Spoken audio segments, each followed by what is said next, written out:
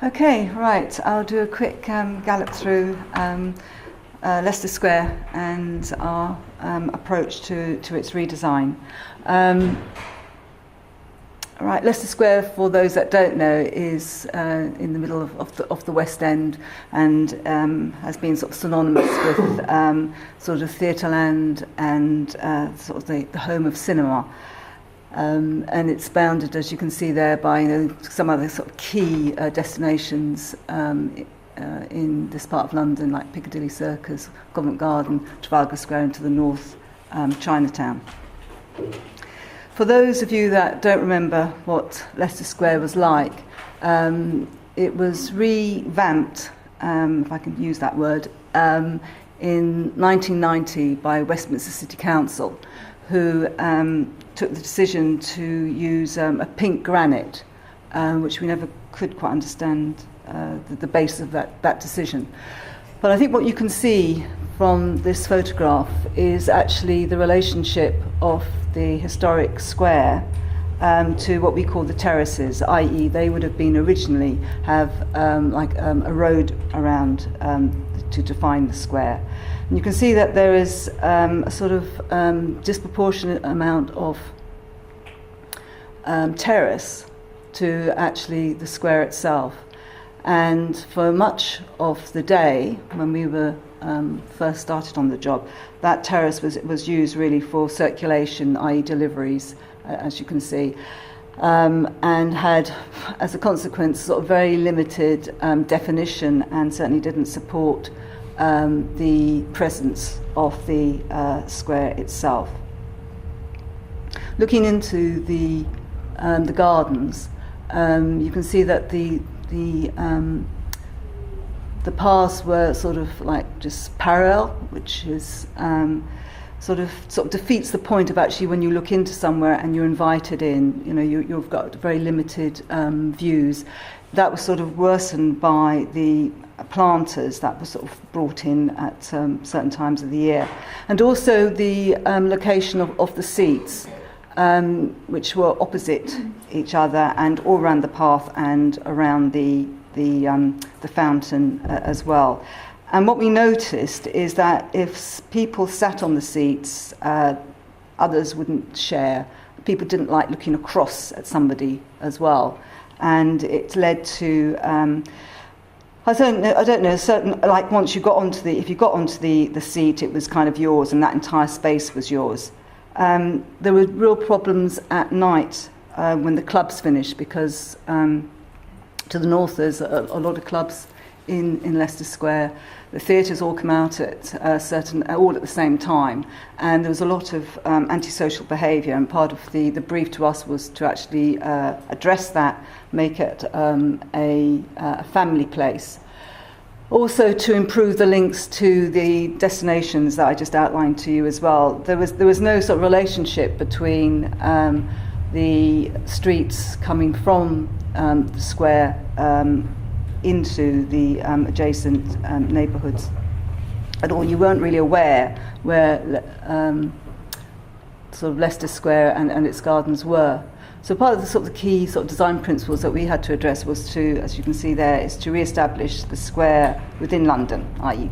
where is it, and to give a sense of place of the gardens within the square, which has been eroded just through sort of the lack of basically proportions of actually a lot of pink granite, which had to then be tarmac because it failed in terms of engineering, and also to recapture the landscape qualities that are associated with the London Square. And generally speaking, that is one of the plane trees, the railings, the grass, and in most examples, it's a sort of continuous architecture around, also associated with the sort of Georgian terraces, which we've seen some examples of by previous speakers. However, what the project did give us was the opportunity to actually explore what the role of a piece of green space, particularly a London Square, had to offer. Because what we were acutely aware of is that the gardens as they were at the moment didn't really work in terms of providing the sort of sense of place, the sort of green oasis that they should be providing. So right in the centre of town, there's lots of people around, lots of visitors, as well as lots of workers, and there was sort of like people used to follow the sun. What we did notice, they used to like follow the sun around cities. So you had certain areas that were completely eroded, and others that people didn't use. People didn't like going there when it was dark. So it was actually, how do you design a place that is respectful of its place and its history, but actually invites the use, which actually new spaces and the significance of the public realm, as what it does for the economy, what it does for good health. What could this place actually do beyond that of providing a sort of an upgraded public realm? Also, how do you actually connect it in to the rest of London? What design features can you introduce to actually start extending the influence of this particular space? As with all projects, particularly in London, you have to start with its history. I mean, London's got the most fascinating history, as we've heard earlier, and it never ceases to engage and amaze. Leicester Square, the term came from the second Duke of Leicester, who bought the plot of land which is to the north, creating Leicester House at the end of the 17th century. And his gardens were actually where the Swiss Centre used to be. Over time, it became a sort of typical sort of piazza'd area, as you're probably aware of, that was experienced throughout sort of London. But with the creation of the or extension of new,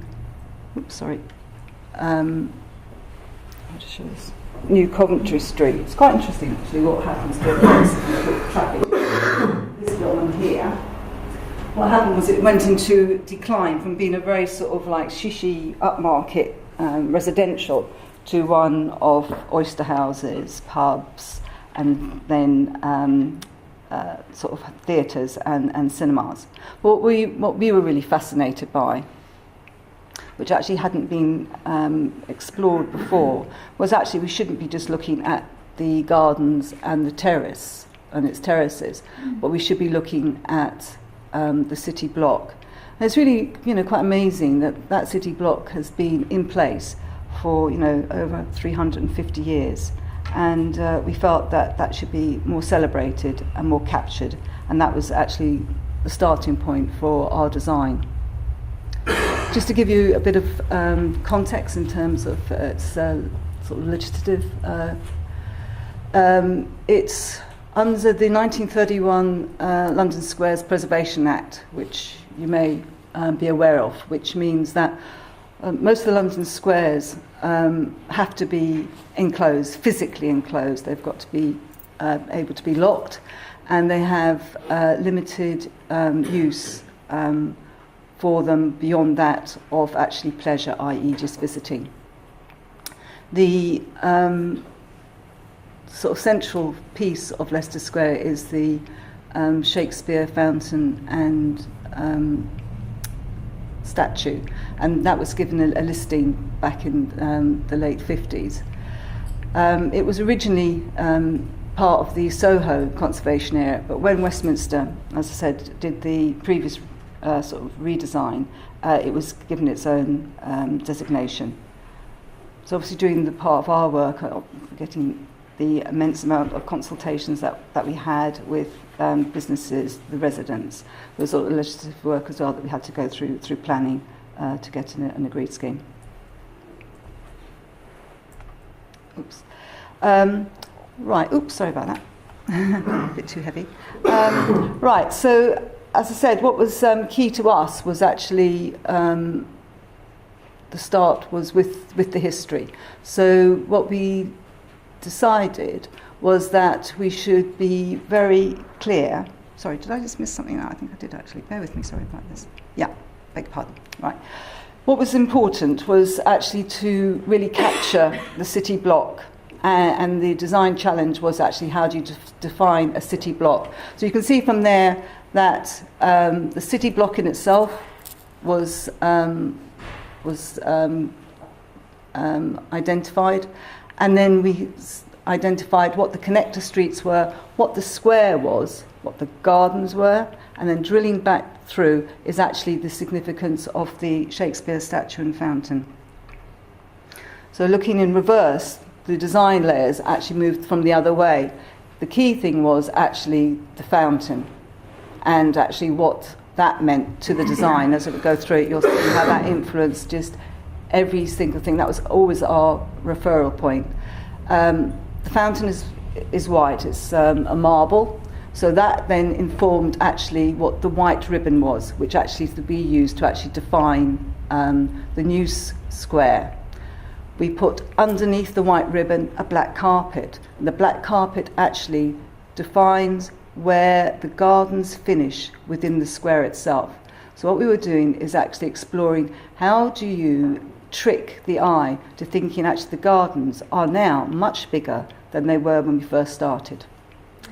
And then how do you use designs to actually create new spaces within the connector streets, but also to actually show where the perimeter of this new city block actually is. What devices do you bring into play?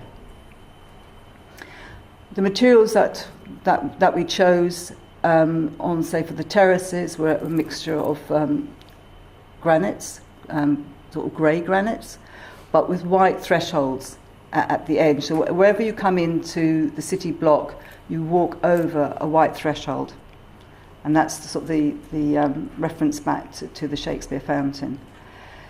The actual design element for the carpet was actually how do you make a square, but obviously it's not ever going to be a square. Most London squares actually aren't true squares.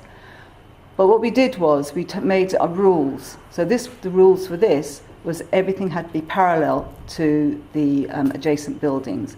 And in so doing, you actually just connect the corners up, and you have the point of reference is the centre of the Shakespeare Fountain. What it meant was that you could introduce these sort of extending pathways, give a generous sense of space and connection. And actually, it means that with a black background, the actual Shakespeare Fountain and statue are given more presence within the gardens themselves. The use and the introduction of the jets around the fountain was slightly controversial at the time in terms of context of a listed structure. But it was agreed that, in actual fact, to do this would give a proper setting or a new type of setting to the structure, but also provide a place of sort of interaction, giving a new quality to the gardens. We actually extended, and again this is something that's almost like a trick of the eye, we actually extended the hard standing around the fountain, and in so doing made it a space that people could actually be part of. Circulation could still, people could still move around comfortably, people could still interact, with the fountain and the jets. And there was a real sort of sense that, that's arrived. There were no seats on the pathways at all. And part of the argument that we did have to promote was that the seating was more than had been there previously. But what we were saying is that with a nice circular seat, you're giving a real sense of presence, but also people are just looking at something that they're not looking across. You do not need the seating on the pathways. The key to the design was the introduction of what we call the white ribbon, which is this sort of sinuous granite ribbon that wraps its way around the gardens. And we did that for two reasons. One, to extend the feeling of the gardens, and two, to activate the edge and to create a series of new spaces and opportunities that people could just like hang out if they wanted. People could sit around. People don't mind sharing on this sort of thing. People could sit and have their lunch there. You know, we wanted to move away that if you go to an alfresco place, you have to spend the money. And something like this, it's much more egalitarian, it's much more democratic. It's saying, yes, you can just enjoy, you can actually interact with being part of, you know, the gardens or part of the terrace. And that was very important. And that's been probably one of the key reasons why the job has actually been successful, is that white terrace set against its black carpet. We also wanted to make it a place, but just one place, and we wanted to blur the lines between being inside and outside of the gardens. And the design of the railings and the use of the what we call the green ribbon endeavours to do that. The railings are done in such a way that they are moving up and down. We took tremendous advantage of the level change. There's nearly a 3 metre level change from the north to the south terrace, which in itself was quite technically quite challenging. But the idea that you have this curvaceous, dynamic railing moving around, it only comes to high points where the entrances are, so it's quite subtle. All the time you can see through it by the way that the uprights are, and you can see, because the previous ones, the black ones, what we noticed is that when you saw them looking down the terraces, because they were black, it was just like a black line, whereas this you can always see in and people can always see out. And in actual fact, they change direction halfway down the terraces. And that actually then takes advantage of actually when you're looking up or you're looking downhill, but seldom people notice that. The design of the gates, again, what we wanted was it to be completely at one piece. It's done on one massive hinge. So again, just the ribbon just keeps moving around, and you're not actually getting the idea of that you've got a gate that needs to be opened or a gate that's closed. When it's opened, you virtually don't see the gate. Blurring wasn't just the sort of visual, as I've just tried to describe, but it was also about physical, about how do you create these entrances. How do you suddenly you can sort of, don't have to make a decision to go in, you can just find yourself in there. You can see already what's happening, and it kind of invites you in. I'm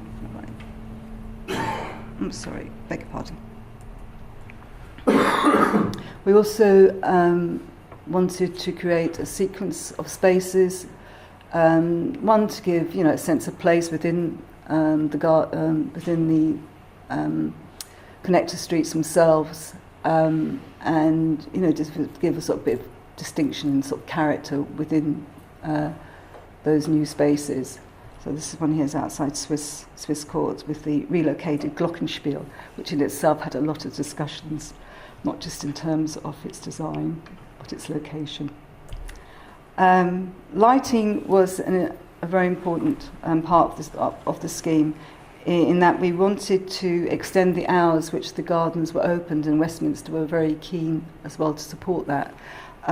So we designed a lighting scheme that constitutes of like basically layered lighting, and Westminster were very supportive in that they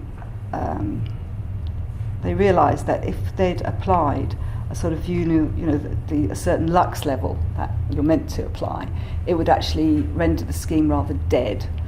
What we noticed looking at other schemes is where you've got high levels of light, actually it's not a very comfortable place to be, especially at night. And ironically, by actually making the lighting much more subtle, you get more people using the space, and there actually has been a remarkable drop in antisocial behaviour since the scheme has been completed. Oops. Again, the use of the the use of the white stone and lighting underneath it. And I think also, a bit of the tinsley bit, the bit of the glitz of the lighting just gives a very sort of calm and sort of nice environment in which you can just sit out and chill. We did remove the trees that were obscuring views along the whole north, so now you've got a complete view from, and we did look at the levels as well, from here right the way through into Longacre. And in actual fact, Longacre's higher. So in actual fact, by taking the trees out along the whole stretch there, you actually have got a good visual connection between sort of Leicester Square tube station and Piccadilly. We also removed all the clutter in the other connector streets again to actually help people orientate and understand actually how the connections within the immediate sort of hinterland could work. And in actual fact, they've done quite a few studies now of pedestrian movement, and it's much more used now for commuters moving up from Charing Cross, going, say, to towards, say, Chinatown or to Piccadilly, and they use the gardens as part of their diagonal route, which was not common before.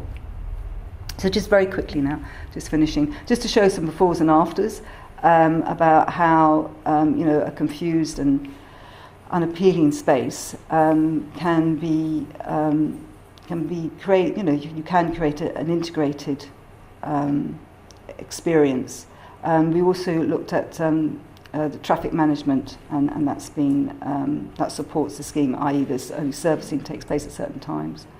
As I was saying before, on Irving Street, it's actually, well, how do you create a place in itself, as well as actually saying, this is now part of Leicester Square, and you go further on, you can come into the gardens themselves.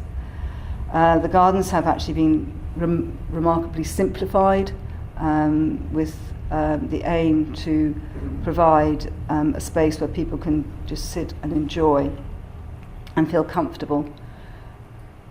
It was an expensive scheme, undoubtedly, but there has been sort of economic benefits as well, with new jobs and new developments as well, plus additional visitor use.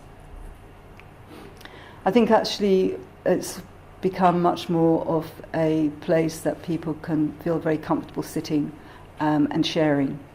And as I say, there's been a marked reduction in antisocial behaviour, again, sort of underscoring that.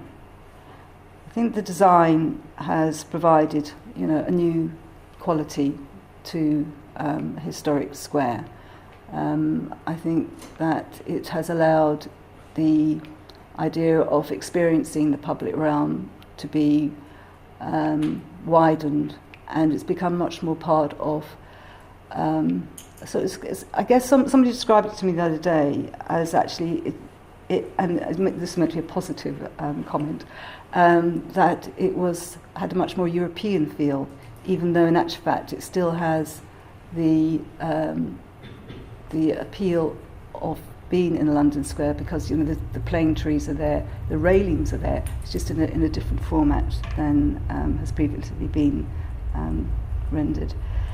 As Aldo Rossi says, the city is a theatre of human events, and the scheme aimed to accommodate people's sense of arrival, people's sense of interaction and movement. It's a dynamic space. We've just had the London Lumiere there. We have local community events, as well as the continuation of the premieres and the Christmas event, which seems to take over the entire square. But overall, it's still a green oasis that is calm and restful. And I think what we were trying to do is to be guided by the history of this, remarkable place, celebrate the future, but very respectful of its past. Thank you very much. Fantastic. Thank you very much, Maria. I think certainly an example of how to give dignity back to a conservation area.